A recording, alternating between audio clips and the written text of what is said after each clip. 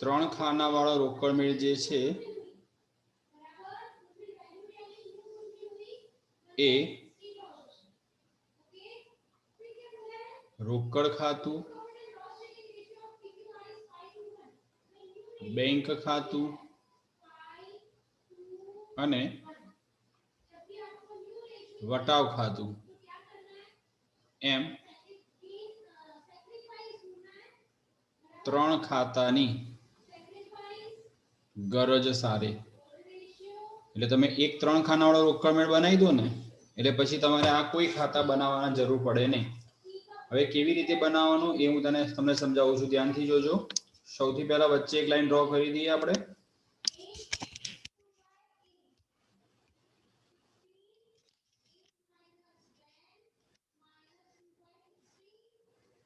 આ તમારી centre line છે. એની આ બાજુ ત્રણ ખાના બનાવવાના. તો અહીંયાથી લઈએ છીએ આપણે એક આ રોકડ, આ બેંક અને આ વટાવ. એના સિવાયના બીજા બે ખાના નાના બનાવી દેવાના અને એક ખાનું તારીખનું બનાવવાનું. એવી જ રીતે આ બાજુ પહેલું ખાનું રોકડ, બેંક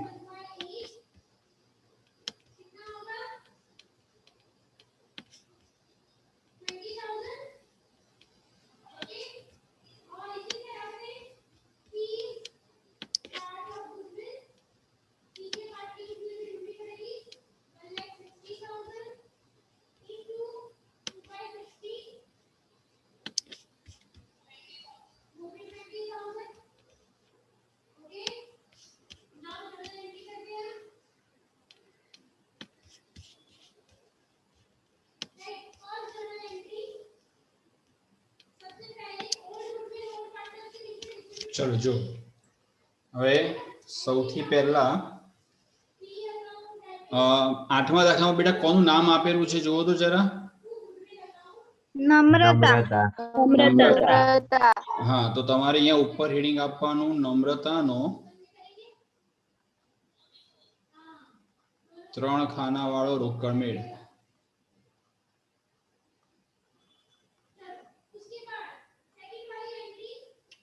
અહીંયા આવશે પહેલા તારીખ, પછી આ કઈ બાજુ કહેવાય આ ખાપા 5 નંબર. હવે અહીંયા જો પહેલું કોલમ આવશે વટાવ રૂપિયા, પછી રોકડ રૂપિયા અને છેલ્લે બેંક રૂપિયા. આ યાદ રાખવાનું, પરીક્ષામાં આ જ રીતે બનાવવાનું. પછી આ બાજુ આવશે તારીખ, વ્યય, ખાપા, વાઉચર નંબર, વટાવ રૂપિયા, પછી કયું રોકડ રૂપિયા અને બેંક રૂપિયા. આ તમારી જમા બાજુ કહેવાશે અને આ તમારી ઉધાર બાજુ કહેવાશે. આ જમા બાજુ અને આ ઉધાર બાજુ. ઓકે દીકરાઓ, ચલો શરૂઆત કરીએ. ચલો પહેલો વ્યવહાર કોણ બોલશે? ઉર્વી પટેલ. ઉર્વી. હા સર. એટલે પહેલો વ્યવહાર 2015 ઓગસ્ટ એક શરૂઆતની રોકડ સિલક 7000, શરૂની બેંક સિલક 6000. ઓકે, શરૂની રોકડ અને બેંક આપી છે તો આ બાજુ લખવાનું બાકી, આગળ લાવ્યા. રોકડના ખાનામાં કેટલા રૂપિયા છે? 7000. અને બેંકના ખાનામાં 6000. ચલો આ વ્યવહાર બધાને સાચો પડશે ને? ચલો પછી વિધિ. હા સર. બીજો વ્યવહાર વાંચો. તારીખ 3 રોકડ ખરીદી ₹6000, રોકડ વેચાણ ₹7000. ચલો ખરીદી કરીએ તો એમ કહો, ખરીદી કરીએ તો રોકડ આવે કે જાય? જાય તો કઈ બાજુ? જાય તો કઈ બાજુ? જમા બાજુ. તો જમા બાજુ લખવાનું ખરીદ ખાતે. કેટલા રૂપિયા કીધા? 6000. હા 6,000 અને રોકડ વેચાણ કેટલા રૂપિયા છે? 7,000 તો માલ વેચીએ એટલે માલ જાય, રોકડ આવે તો ઉધાર ઉધાર આવે તો ઉધાર બાજુ લખવાનું વેચાણ ખાતે કેટલા રૂપિયા? 7,000 7,000. ભાઈ એક નાનકડું કામ કરશો દરેક જણ? હા સર. તમારા મોબાઈલમાં ચેટ ઓપ્શન હશે, બરોબર? તો એ ચેટમાં તમારું નામ લખી દો એટલે મારે પ્રેઝન્ટ લેવાઈ જાય. કારણ કે 38 જણા છે એટલે 3 ઓપ્શન છે, દરેક જણ પોતપોતાનું નામ લખી દો, રોલ નંબર નહીં, નામ લખી દો ખાલી. ચલો આ બીજો વ્યવહાર યાદ રહેશે. ચલો હવે માહી બેટા એના પછીનો બોલ બેટા. તારીખ 5 રૂપિયા 3,000 બેંકમાં ભર્યા. કોણ બોલે છે વચ્ચે? સર આમાં 3 તારીખ આવે. હા આમે લખ્યું. હા સર. ઓકે ચલો માહી બેટા ફરી વાત તો. તારીખ 5 રૂપિયા 3,000 બેંકમાં ભર્યા. ઓકે હવે આની આમનો શું થાય? રૂપિયા 3,000 બેંકમાં ભર્યા એટલે બેંક લેનાર, તો બેંક ઉધાર, રોકડ જમા. તો ઉધાર બાજુ બેંકના ખાનામાં લખવાના 3,000 અને જમા બાજુ રોકડના ખાનામાં લખવાના 3,000. ઓકે આમે કયા ખાનામાં લખ્યા? હા સર. આ કયા બેંકના? નામ લખવાનું રોકડ ખાતે. આમે કયા ખાનામાં લખ્યા? રોકડના. તો અહીંયા નામ લખવાનું બેંક ખાતે. કયા ખાતે? બેંક ખાતે. તો જે વ્યવહારમાં રોકડ અને બેંક બંને આવે એવા વ્યવહારને કયો વ્યવહાર કહેવાય? જખો વ્યવહાર. જમા ખર્ચી વ્યવહાર. ઓકે આટલે સુધી સમજણ પડશે? હા સર. હજુ બધાએ પોતાનું નામ લખ્યું નથી. 31 જણા જે નામ લખ્યું છે બધા નામ લખી દો. ચેટમાં જઈને તમારું નામ લખો જલ્દી. ચલો એના પછી દરજી પ્રથમ. હા સર. એના પછીનો વ્યવહાર તારીખ 6 ધંધામાં વધુ નાણાંની જરૂર હોવાથી પ્રભુ પાસેથી 8% વ્યાજના દરે ₹5,000 ની લોન લીધી. Okay Hemin. Prajapati હિમાન.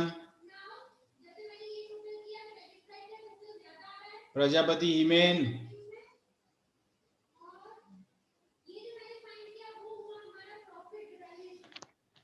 Hello sir. હા બોલ હિમેન. સર ભૂલથી આવી ગયું હતું. અચ્છા તે લખ્યું? નામ લખ્યું? નહીં લખ્યું સર.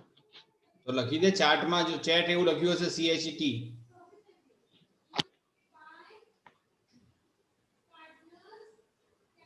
ચલો ભાઈ આમાં ખબર પડી ગઈ? હા સર. પ્રથમ છઠ્ઠો વ્યવહાર વાંચો બેટા. પ્રથમ ધંધામાં વધુ નાણાંની જરૂર હોવાથી પ્રભુ પાસેથી 8% વ્યાજના દરે ₹5,000 ની લોન લીધી. હવે આપણે 5,000 ની લોન લઈએ તો ધંધામાં રોકડ આવે કે જાય? આવે. રોકડ આવે. ઉધાર. તો ઉધાર બાજુ લખ્યા 5,000. લખવાનું શું? તો કે પ્રભુની લોન ખાતે. આ તમને મેં ગઈકાલે જે ખતવણી શીખવાડી હતી એ પ્રમાણે લખું છું, યાદ છે ને? હા સર. ઓકે ચલો હર્ષિલ. હા સર. એના પછીનો વ્યવહારમાં બેટા. તારીખ 8 3,000 નો માલ 10% રોકડ વટાવે માનસીને વેચ્યો. માનસીએ જરૂરી રકમનો ચેક આપ્યો જે બેંકમાં ભર્યો. ઓકે માનસીએ ચેક આપ્યો એટલે આપણી પાસે બેંક આવે. તો બેંક ઉધાર વટાવ ઉધાર તે વેચાણ. કેટલા રૂપિયાનો માલ છે બેટા? 3,000. વેપારી વટાવ છે? હા રોકડ વટાવ છે. હા તો રોકડ વટાવ છે. 10% ને? હા એટલે 300 રૂપિયા રોકડ વટાવ થયો તો 2700 નો ચેક થયો ભાઈ? હા. હા. હવે જો આની અસર કેવી રીતે આપવાની તો કે બેંક ખાતે ઉધાર એટલે ઉધાર બાજુ બેંકના ખાનામાં 2700, પછી વટાવ ખાતે ઉધાર તો ઉધાર બાજુ વટાવના ખાનામાં 300. નામ કોનું? વેચાણ વેચાણ ખાતે. વેચાણ ખાતે.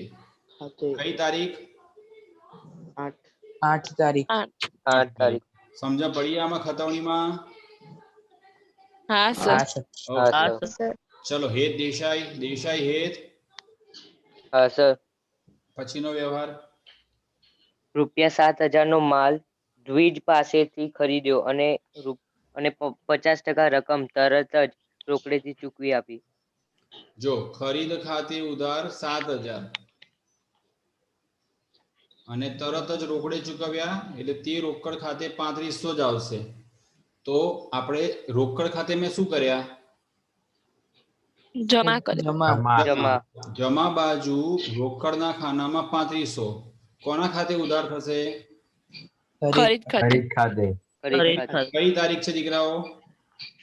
10. ચલો ફોરમ. હા સર. બેટા તું એક પેપર ક્લાસ ઉપર આપી નથી ગઈ ફોરમ? પેલી આમનોંધનું ને આપ્યું તું સર. આમનોંધનું તો પેપર જ નથી બેટા તારું. એટલે સર મેં જોડે જ લખ્યું તું. કોની જોડે? 2 પેપર લખ્યા છે ને એમની જોડે જ હતું તરત જ પાછળ.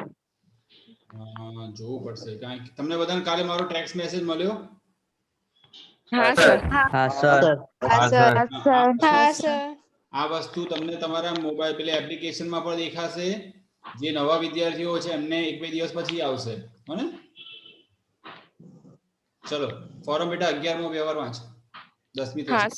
12મો સર. હા 12મો વાંચો. પગારના ₹3,000, મજૂરીના ₹500 અને સ્ટેશનરીના ₹200 ચેકથી ચૂકવી આપ્યા. અચ્છા પગારના કેટલા ચૂકવ્યા બેટા? 3,000. 3,000. પછી મજૂરીના ₹500. 500 અને પછી સ્ટેશનરીના ₹200. આ બધા પૈસા બેંકમાંથી જાય છે. બેંકમાંથી જાય એટલે જમા બાજુ. તો મેં જમા બાજુ લખી દીધા. તો નામ કોનું લખાશે? અહીંયા પગાર ખાતે, પગાર ખાતે, મજૂરી ખાતે અને સ્ટેશનરી ખર્ચ ખાતે. આ તમને ખ્યાલ આવે છે દીકરાઓ? હા આ દાખલો તમારી બધાની પરીક્ષામાં 6 માર્કમાં પૂછાશે. કેટલા માર્કમાં? 6 માર્ક. ચલો હવે એના પછીનો વ્યવહાર નૈના છે. નૈના ધ્રુવાંશી. હા સર. બોલો બેટા. હા. કમિશનના ₹1,000 અને દલાલીના ₹500 રોકડા મળ્યા. તારીખ 14. અચ્છા રોકડા મળે એટલે આપણી પાસે રોકડ આવે કે જાય? આવે તો ઉધાર બાજુ. કમિશનના કેટલા રૂપિયા છે? 1,000. ₹1,000. અને દલાલીના કેટલા છે? દલાલીના 500. તો અહીંયા લખવાનું કમિશન ખાતે અને અહીંયા લખવાનું દલાલી ખાતે. તારીખ કઈ છે ધ્રુવાંશી? 14.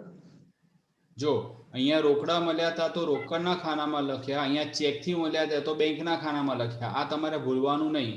ઓકે? હા સર. ચલો હવે રિધમ. હા સર. બોલો બેટા એના પછી 16 તારીખ બેંકે ₹100 સિલક પરના વ્યાજ પેટે નમ્રતાના ખાતામાં જમા કર્યા છે. યાદ રાખજો હું આ છેલ્લે લખું છું. જો બેંક જમા કરે તો તમારે ઉધાર કરવાનું અને બેંક ઉધાર કરે તો તમારે શું કરવાનું? જમા કરવાનું. અચ્છા રીધમ ફરી વાંચો તારીખ સાથે.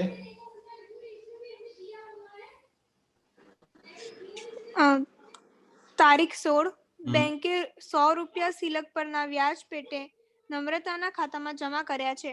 ઓકે, તો અહીંયા લખવાનું વ્યાજ ખાતે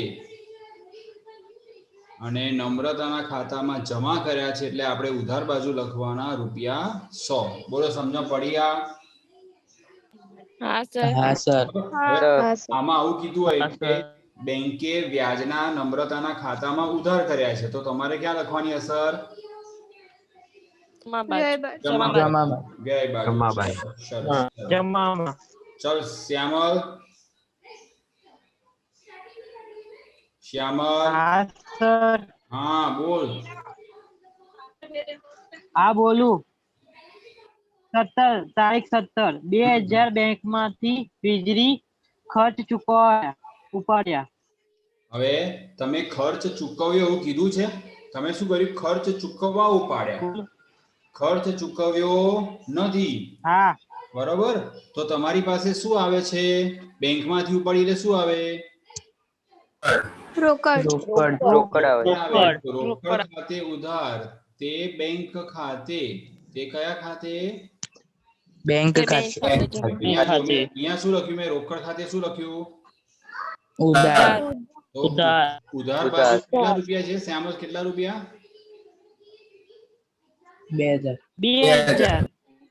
ચલો, રોકડ આવે છે એટલે રોકડના ખાનામાં 2000 લખ્યા. બેંક આપનાર છે એટલે બેંકના ખાનામાં 2000 જમા બાજુ લખ્યા. ઓકે, આ કયા ખાનામાં લખ્યા છે? રોકડ ખાના.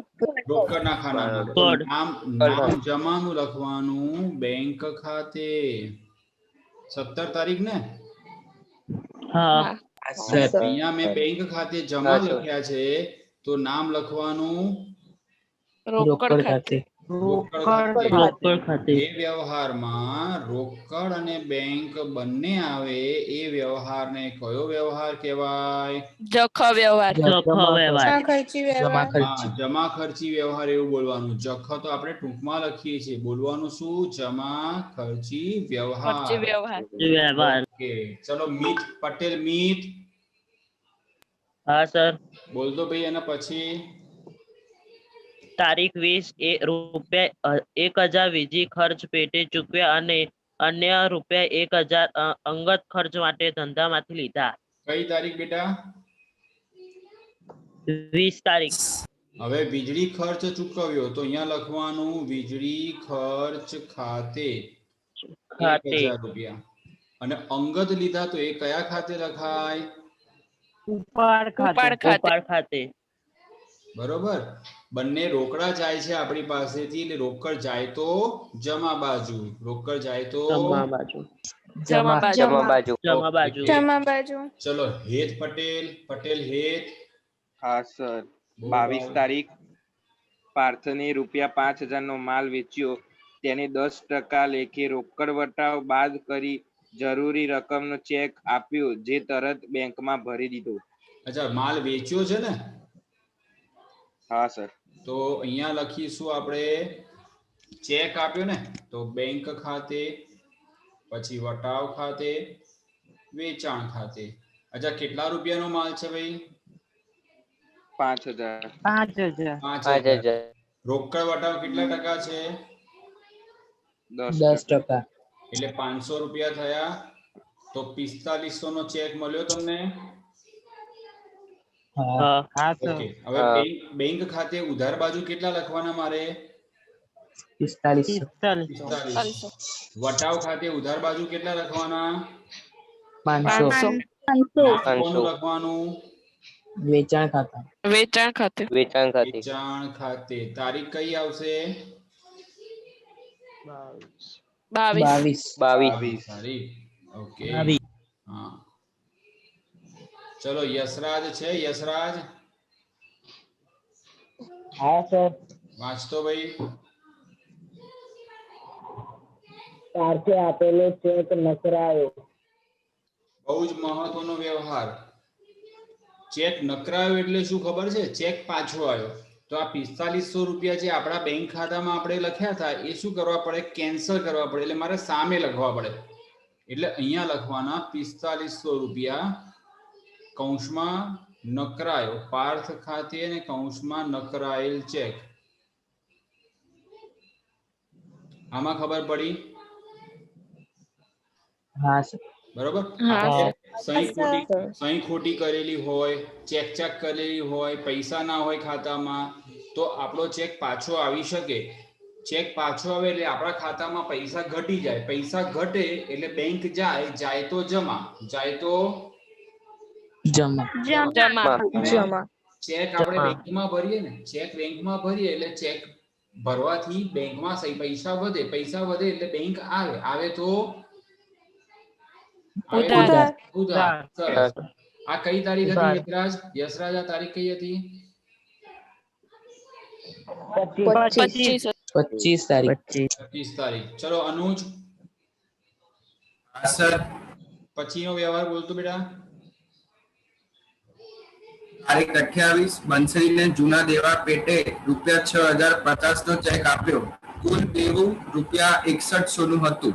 અચ્છા, બંસરીને આપણે ચેક આપ્યો એટલે બંસરી લેનાર થઈ? હા કે ના? હા. આપણે ચેક આપ્યો એટલે આપણી પાસેથી બેંક જાય. ચેક કેટલાનો આપ્યો? 6050 નો. અને દેવું કેટલાનું હતું? 6000. તો 50 રૂપિયા એ શું કહેવાય?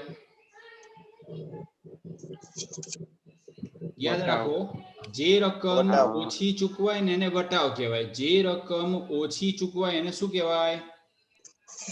વટાવ. તો અહીંયા મેં વટાવ લખ્યો. ઓકે, હવે ધ્યાનથી જુઓ. આપણે બેંક ખાતે જમા બાજુ કેટલા લખ્યા મેં? 6050. આ બેંકમાં જમા લખ્યા 6050. વટાવના કેટલા લખ્યા?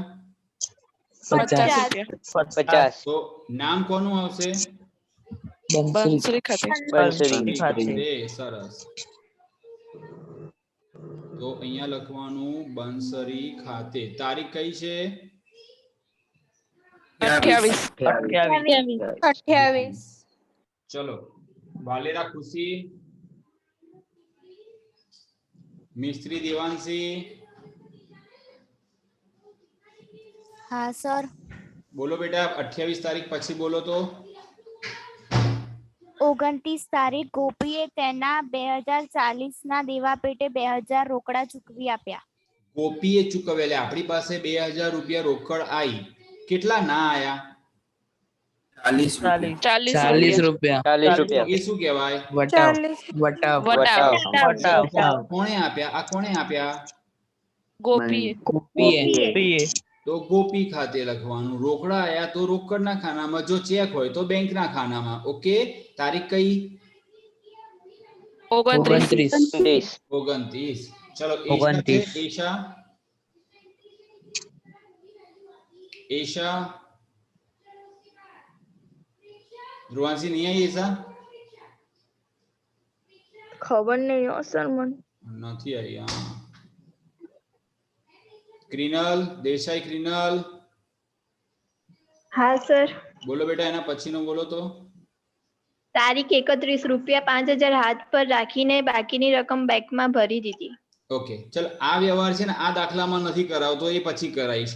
તો અહીંયા આગળ આપણો આ દાખલો પૂરો થઈ ગયો. આ દાખલો શું થયો? પૂરો થઈ ગયો. હવે દરેક જણ રોકડની ઉધાર બાજુનો સરવાળો અહીંયા મને લખાવો. ચલો, દરેક જણ.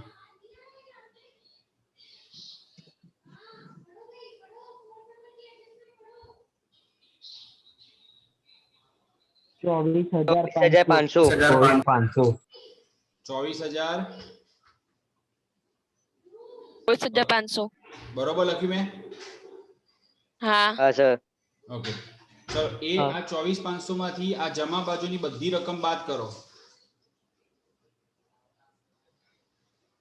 14,500.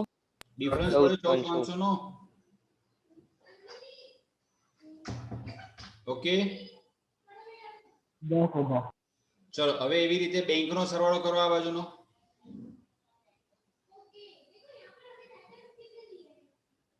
બેંકનો સરવાળો કરો. 16,300. 16,300. એમાંથી આ બધી રકમ બાદ કરો. આ બધી રકમ બાદ કરો.